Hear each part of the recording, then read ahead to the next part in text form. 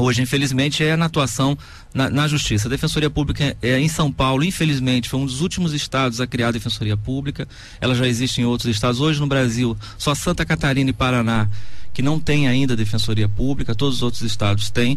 Em São Paulo ela foi criada em 2006, né, através da Lei Complementar 900. Bem recente, inclusive. Bem né? recente, ela está fazendo 4 anos agora, né? Vai fazer 4 anos aqui. Era o que se chamava da antiga Procuradoria, né, doutor? Procuradoria. A diferença entre Procuradoria, até hoje a gente é chamado de Procurador, manda para Procuradoria, porque a diferença entre Procuradoria e Defensoria, ela é básica, mas é essencial. A Procuradoria existia subordinação hierárquica.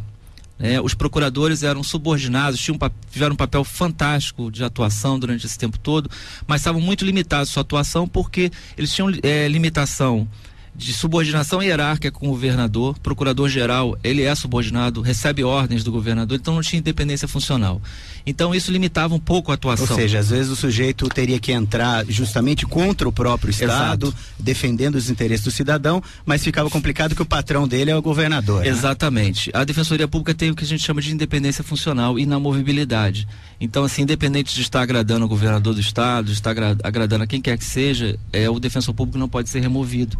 Né? E ele, no seu órgão de atuação, e ele tem independência funcional, ou seja, ele não tem subordinação intelectual a nenhuma estrutura, ele tem subordinação administrativa através do seu órgão correcional, que é a corregedoria, mas não tem subordinação intelectual. Então, assim, a partir das suas convicções, ele pode propor medidas judiciais, e isso dá uma grande diferença na atuação. Então, essa independência funcional é fundamental e foi garantida pela própria Constituição para proporcionar justamente isso. Doutor Jairo, o senhor colocou que quem que pode se utilizar? Só as pessoas de baixa renda ou as pessoas que, como o senhor colocou, que não têm condições técnicas hipossuficientes, né?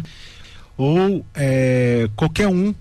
qualquer cidadão, está aberto para todos os cidadãos, mesmo que ele tenha suficiência. Ou tem uma classe de renda, Uma né? classe de renda. Tem. O critério que a gente chama de hipossuficiência. O que é isso? Hipossuficiência, ela está ligada a uma questão chamada vulnerabilidade. Ou seja, essa vulnerabilidade, ela pode ser econômica, ou seja, a pessoa ganha pouco, a pessoa não tem renda suficiente. Se ela for arcar com os custos judiciais, ela vai deixar de comer, vai deixar, né, de fazer outras coisas que são essenciais para a sobrevivência dela. Essa é a vulnerabilidade econômica. A vulnerabilidade financeira é aquela pessoa que, apesar de ter uma renda um pouquinho maior, está passando por um momento difícil na sua vida, um superendividamento, né, alguma tragédia, como aconteceu no metrô em São Paulo. A Defensoria intermediou acordos para a classe média, só que a pessoa perdeu tudo ali, né? A gente teve bastante sucesso lá. Era um caso de hipossuficiência financeira, naquele momento específico da vida.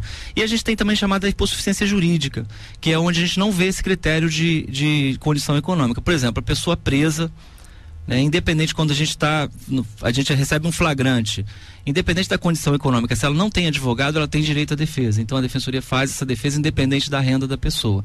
E também caso de curadoria especial, onde a Defensoria defende inclusive empresas que não apresentam defesa, isso por força da própria Constituição Federal. Nós fazemos trabalho de curador especial. Obviamente que a gente depois cobra para o Estado esses valores de honorários que a empresa que se beneficiou da nossa defesa, né? Mas basicamente é destinada principalmente para as pessoas de baixa renda. E foi estabelecido um critério objetivo, porque tem que ter um critério objetivo, o padrão de 3 salários mínimos. Até 3 salários mínimos nós atendemos sem nenhum questionamento. E também o acervo patrimonial da pessoa. Se a pessoa tem acervo patrimonial até 5 mil FESP, que está em torno de R$80 mil, ela também pode ser atendida sem nenhum problema na Defensoria. O que extrapolar esses limites, nós aí vamos ter que analisar caso a caso. Por exemplo, a pessoa apesar de ter um patrimônio muito grande, porque juntou a vida inteira, trabalhou para isso, ela está passando por uma situação... produtor rural, por exemplo. Exatamente. Então esse caso a caso é analisado com bastante critério, né, para evitar qualquer tipo de injustiça. E se a pessoa tiver o atendimento negado na Defensoria, ela também pode fazer um recurso, apresentar suas razões, que em 48 horas nós damos uma resposta definitiva, se a gente vai atender ou não. Mas no geral se destina à população de baixa renda. E como eu tinha dito aqui no bloco, começando o bloco, nós falamos de lei de zoneamento que interfere no dia a dia da população, né? E com isso a Defensoria também tem que, de certa forma, atuar.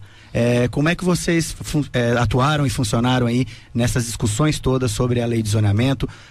Tivemos algumas audiências, algumas reuniões setoriais, né, com diversas entidades de classe, e eu tenho certeza que o doutor Jário e a Defensoria acompanharam. Como é que vocês acompanharam tudo isso, doutor? Bom, a lei de zoneamento, a lei de uso e ocupação do solo, ela é um instrumento de planejamento da política urbana. E ela afeta diretamente as populações carentes, a população mais pobre, como vocês colocaram aqui no início, muito bem. Essas pessoas sofrem mais diretamente os efeitos de uma lei que não respeita seus direitos. Então a Defensoria Pública, preocupada principalmente com as áreas que a gente chama de ZEIS, né, que a legislação chama de Zona Especial de Interesse Social, que é uma pertinência temática da Defensoria Pública, né? A gente começou a se envolver nos debates, apresentamos algumas sugestões de encaminhamento do processo de discussão, que nós achamos que foi equivocado, porque se apresentou um diagnóstico, uma apresentação de PowerPoint com não sei quantos slides e depois a população foi dada apenas um espaço lá de 3 minutos para... Ou seja, é um assunto muito complexo, a população tem dificuldade de entender. Exatamente. E houve um tempo muito exíguo aí para poder ter um debate um pouco maior, né? Além disso, o Conselho das Cidades, o Ministério das Cidades, através de experiências em outros lugares, sugere, através de resoluções, que seja feito um processo de preparação da população para que possa entender o que está sendo discutido.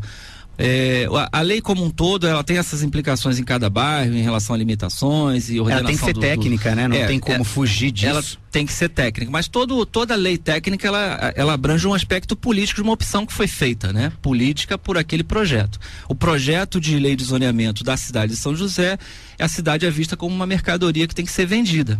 Então, para isso, ela tem que ter projeto viário, consistente.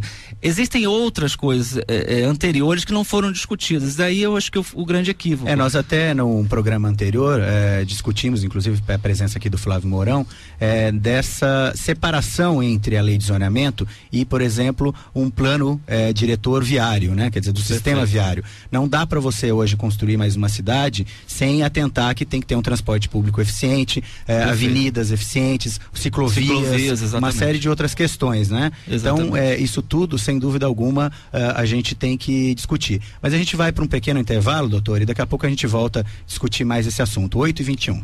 Estamos apresentando o programa Planeta Verde, uma realização do Instituto Eco Solidário.